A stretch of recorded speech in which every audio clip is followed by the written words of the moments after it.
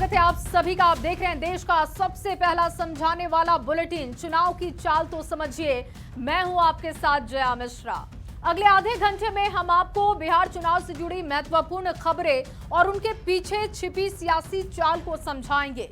अगर सीधे शब्दों में कहें तो खबर के अंदर की खबर और उस खबर का क्या होगा असर, अगले आधे घंटे में आपके सामने रखेंगे।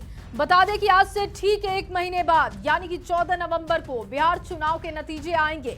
मतों की गिनती लगभग खत्म हो चुकी होगी और ये तय हो चुका होगा कि किसकी सरकार बने।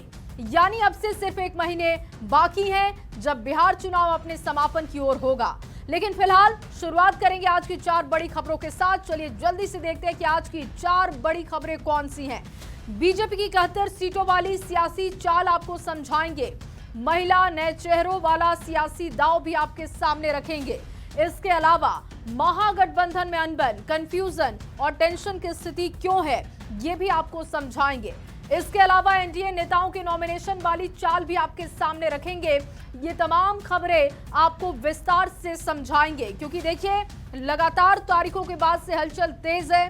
कई पार्टियों की तरफ से लिस्ट रखी गई है, लेकिन अभी भी महागठबंधन को लेकर पेच साफ नहीं हो पा रहा है। अभी भी वहां पर कंफ्यूजन की स्थिति है। और सबसे पहले बात बीजेपी की करेंगे। देखिए बिहार चुनाव को लेकर बीजेपी ने उम्मीदवारों की पहली लिस्ट जारी कर दी और पहली लिस्ट में बीजेपी के 71 उम्मीदवारों के नाम हैं, जिसमें कई बड़े चेहरे हैं। डिप्टी सीएम सम्राट चौधरी, विजय कुमार सिन्हा को बीजेपी ने चुनावी मैदान में उतार दिया है, लेकिन स्पीकर नंद किशोर यादव का टिकट काट दिया गया। कौन से हैं वो 71 चेहरे, किस किस पर बीजेपी ने जताया है भरोसा, इस रिपोर्ट में आपको दिखाते हैं।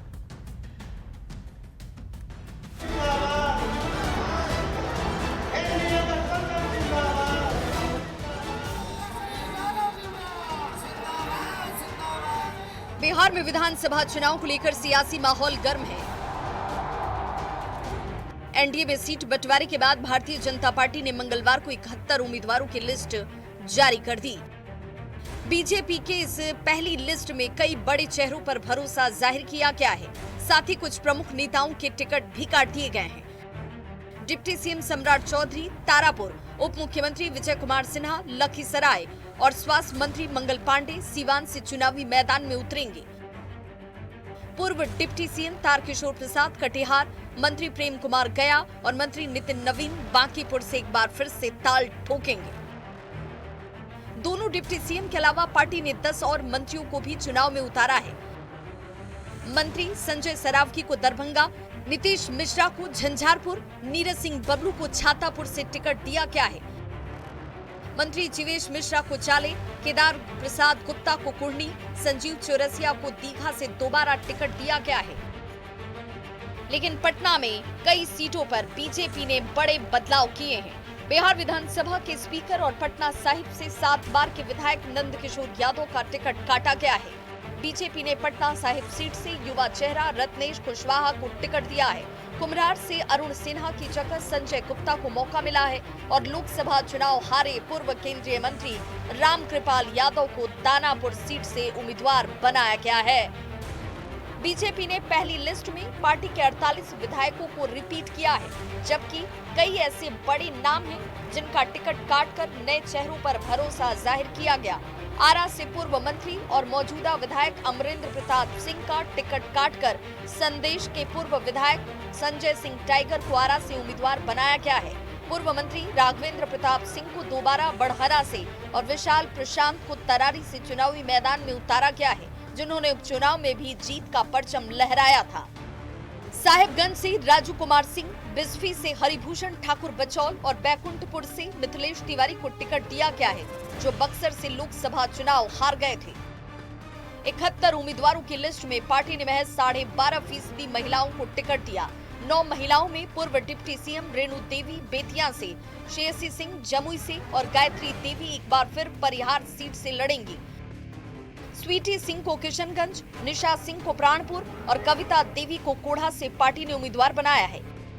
वारसलीगंज से अरुणा देवी को, नरपतगंज से देवंती यादव और औराई से रमा निषाद, इन 2 नए चेहरों पर बीजेपी ने विश्वास जाहिर किया है। देखना दिलचस्प होगा कि चुनाव में बीजेपी की ये रणनीति कितनी कारगर साबित होती है और इनमें से कितने लोग चुनाव जीतकर विधानसभा पहुंचते हैं। पटना संवाददाता आनंद अमृतराज के साथ ब्यूरो रिपोर्ट न्यूज़ 18।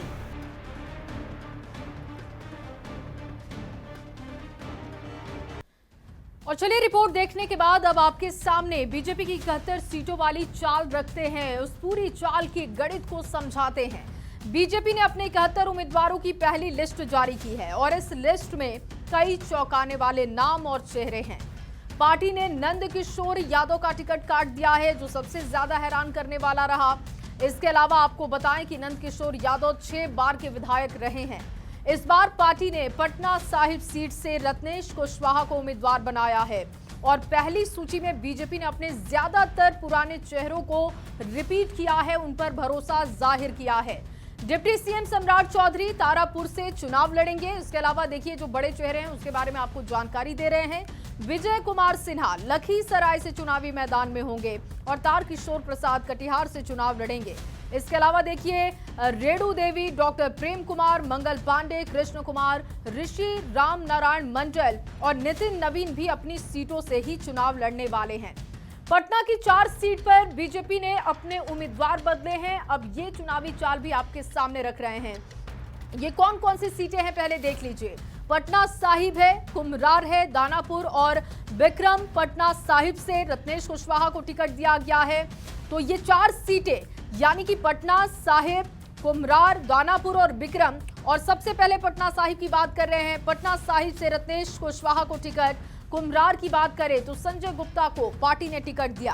दानापुर से राम कृपाल यादव को टिकट दिया गया और विक्रम सीट से बात करें तो यहां से सिद्धार्थ सौरभ को प्रत्याशी बनाया गया है। बीजेपी के इन विधायकों का टिकट कटा है, वो अब नाम आपके सामने रखने जा रहे हैं। देखिए किस किस का टिकट कटा वो देख लीजिए। सबसे बड़ा और चौंकाने वाला जो नाम रहा वो नंद किशोर यादव का रहा। पटना साहिब से इनका टिकट कट चुका है। इसके अलावा अरुण सिन्हा, कुम्हरार से इनका टिकट कटा। अमरिंदर प्रताप सिंह का भी इसमें नाम है, आरा से इनका टिकट कट चुका है इस बार। और राय से राम सूरत राय का टिकट पार्टी ने काटा है।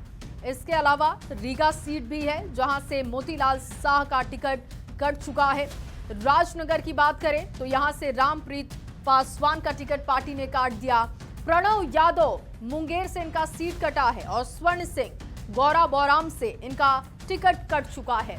तो ये कुछ ऐसे नाम थे जिनकी साख पर दाव लगाने की बात हो रही थी, लेकिन पार्टी ने इनके टिकट काटकर सबको चौंका दिया है। देखिए बीजेपी के नए चेहरे औरंगाबाद से त्रिविक्रम सिंह हैं, पटना साहिब से रत्नेश कुशवाहा हैं, कुम्हरार से संजय गुप्ता हैं, किशनगंज से स्वीटी सिंह हैं और आरा से संजय सिंह। और इसके अलावा अगर बात करें राजनगर से तो सुजीत पासवान। ये नए चेहरों के बारे में आपको जानकारी दे रहे हैं। अरवल से मनोज शर्मा को टिकट दिया गया। गौरा बोराम से सुजीत सिंह को टिकट दिया गया है। और आई सीट की बात करें रमा निषाद को टिकट पार्टी ने दिया। तेघड़ा से रजनीश सिंह को टिकट दिया गया। इसके अलावा देखिए कटोरिया एसटी सीट की बात करें पूरन लाल को टिकट मिला है। मुंगेर से कुमार प्रणय को टिकट पार्टी ने दिया। और गुरुआ सीट से बात करें तो यहां से उपेंद्र दागी को पार्टी ने टिकट दिया है। बीजेपी के ये कुछ नए चेहरे हैं जिस पर बीजेपी एक्सपेरिमेंट करने जा रही है। देखिए बीजेपी की पहली लिस्ट में 9 महिला उम्मीदवार हैं। वो नाम भी अब आपके सामने एक एक करके रख रहे हैं। सबसे पहले बेतिया से देखिए रेणु देवी हैं। परिहार की बात करें गायत्री देवी को यहां से टिकट मिला। नरपतगंज से देवंती यादव को टिकट पार्टी ने दिया। प्राणपुर सीट की अगर बात करें निशा सिंह को पार्टी ने टिकट दिया है। कोढ़ा से कविता देवी का टिकट फाइनल हुआ। और आई की अगर हम बात करें रमा निषाद को टिकट दे दिया गया है। वारसलीगंज से अरुणा देवी को पार्टी ने टिकट दिया, जबकि जमुई से रिपीट हुई हैं श्रेयसी सिंह जो पहले से विधायक थी और अब वही एक बार फिर से चुनावी मैदान में जा रही हैं। बीजेपी की ये 9 महिला उम्मीदवार जो पहली सूची में अपनी जगह बना पाने में कामयाब रही हैं। बीजेपी के 71 उम्मीदवारों का अब जातीय समीकरण आपके सामने रख रहे हैं। देखिए सबसे ज्यादा 17 ईबीसी आर्थिक रूप से पिछड़े कैंडिडेट हैं। ओबीसी की अगर हम इसमें बात करें तो इनकी संख्या भी अच्छी खासी 11 है। एससी की बात करें 5, एसटी 1 और 9 महिलाओं को टिकट दिया गया है। कुछ इस तरीके से पूरे समीकरण को साधा गया है। बाकी सीटों पर सवर्ण जाति के उम्मीदवारों को उतारा गया। पहली लिस्ट में एक भी मुस्लिम उम्मीदवार नहीं है। अब देखना होगा कि जो दूसरी लिस्ट होगी या आगे की जो भी बीजेपी की लिस्ट होगी, क्या उसमें जगह बना पाते हैं, ये देखना बहुत दिलचस्प होगा। देखिए, एक और बीजेपी ने उम्मीदवारों की पहली लिस्ट जारी की तो दूसरी ओर एनडीए में नॉमिनेशन का भी सिलसिला शुरू हो चुका है। जेडीयू के कई उम्मीदवारों ने नामांकन पत्र दाखिल कर दिया है। मंत्री बृजेंद्र यादव और बाहुबली अनंत सिंह से लेकर प्रदेश अध्यक्ष उमेश कुशवाहा ने नॉमिनेशन पर्चा दाखिल किया। आपको रिपोर्ट दिखाते हैं।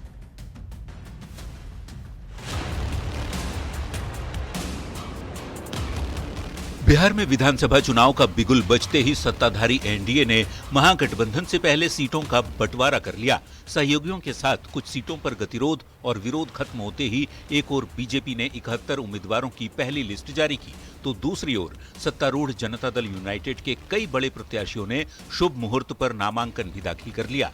मोकामा से बाहुबली नेता अनंत सिंह ने नॉमिनेशन किया। सुपौल से ऊर्जा मंत्री विजेंद्र यादव ने पर्चा भरा। महनार सीट से जेडीयू के प्रदेश अध्यक्ष उमेश कुशवाहा ने और वैशाली विधानसभा से मौजूदा विधायक सिद्धार्थ पटेल ने हाजीपुर अनुमंडल कार्यालय में नामांकन दाखिल किया।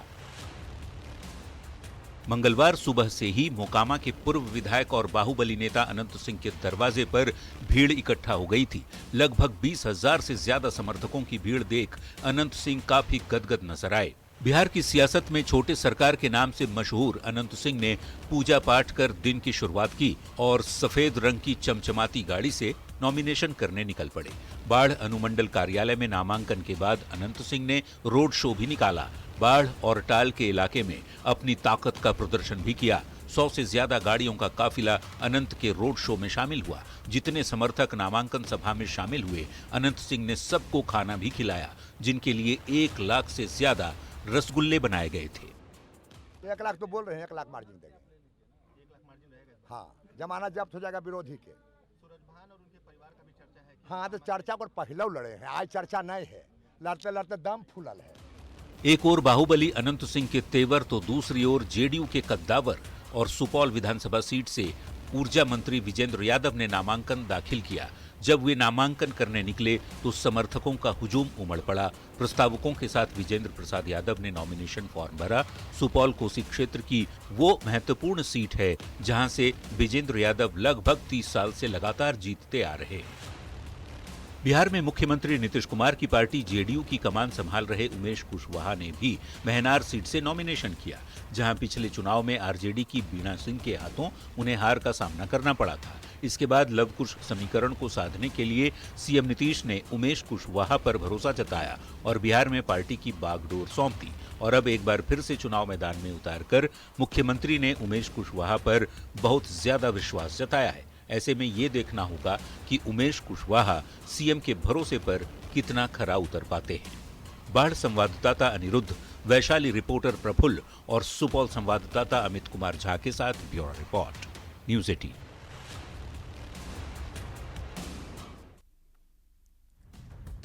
और चलिए अब आपके सामने एनडीए नेताओं के नॉमिनेशन वाली चाल को रखते हैं और एनडीए ने महागठबंधन से पहले सीटों का बंटवारा कर लिया।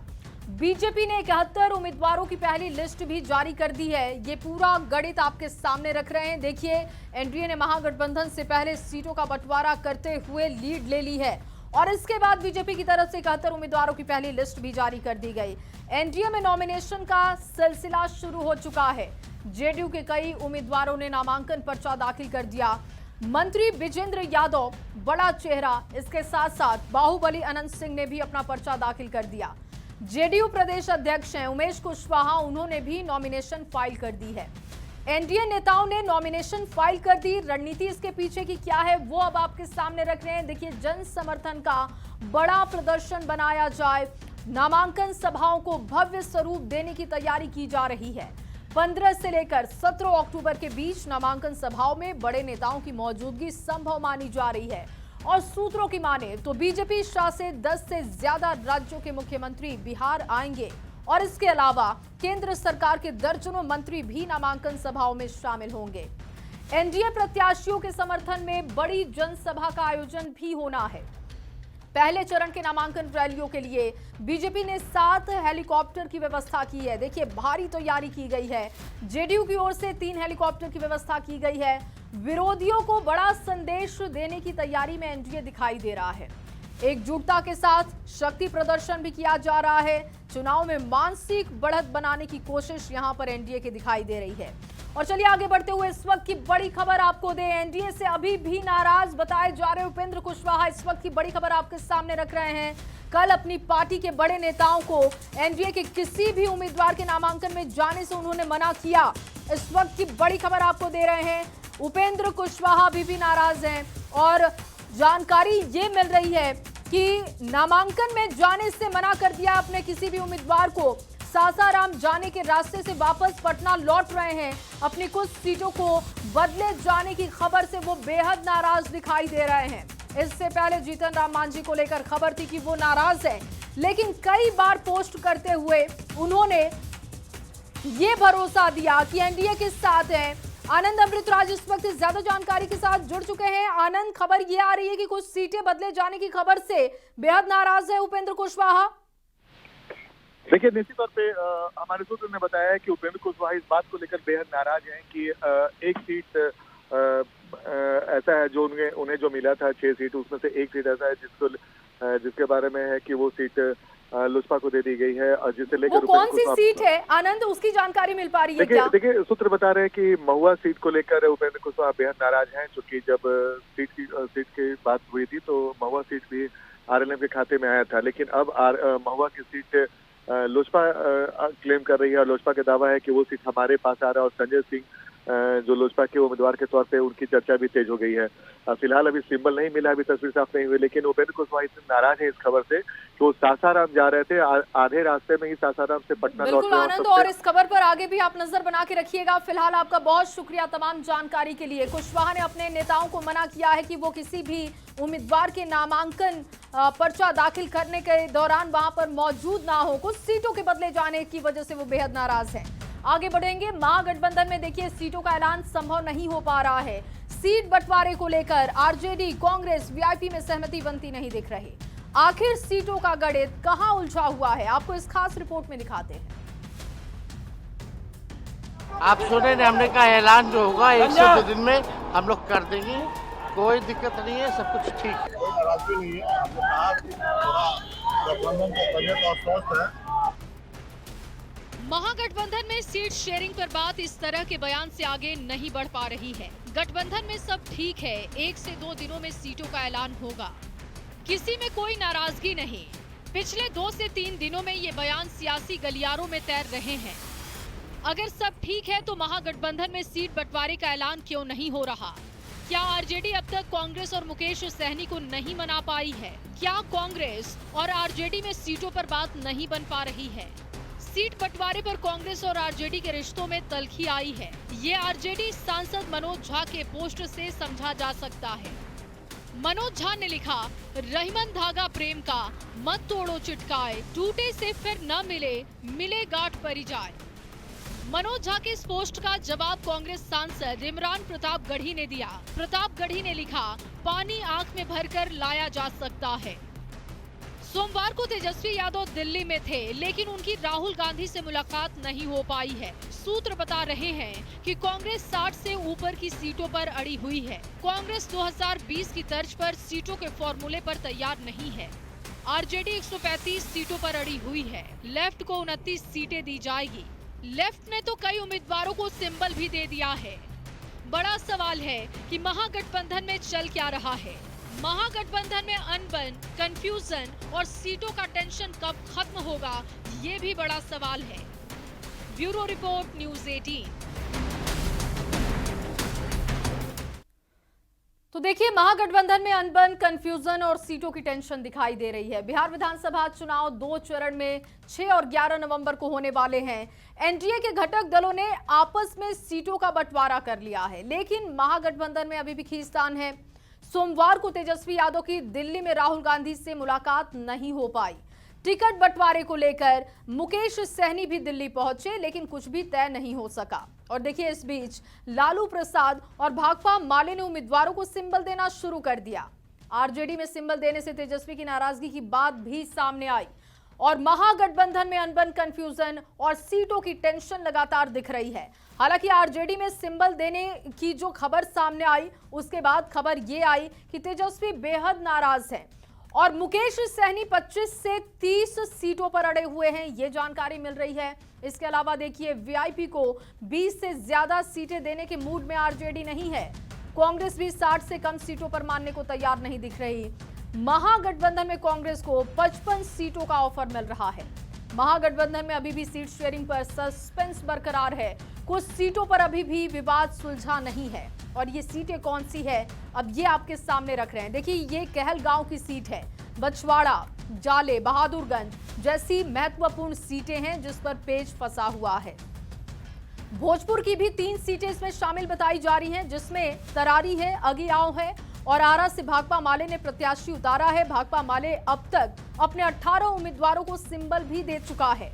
ये तमाम जो तस्वीरें बनी हैं उससे ये साफ झलक रहा है कि सस्पेंस अभी भी बरकरार है और इंतजार हो सकता है कि थोड़ा और करना पड़े। फिलहाल इस बुलेटिन में बस इतना ही। आप बने रहिए न्यूज़ 18 बिहार झारखंड के साथ।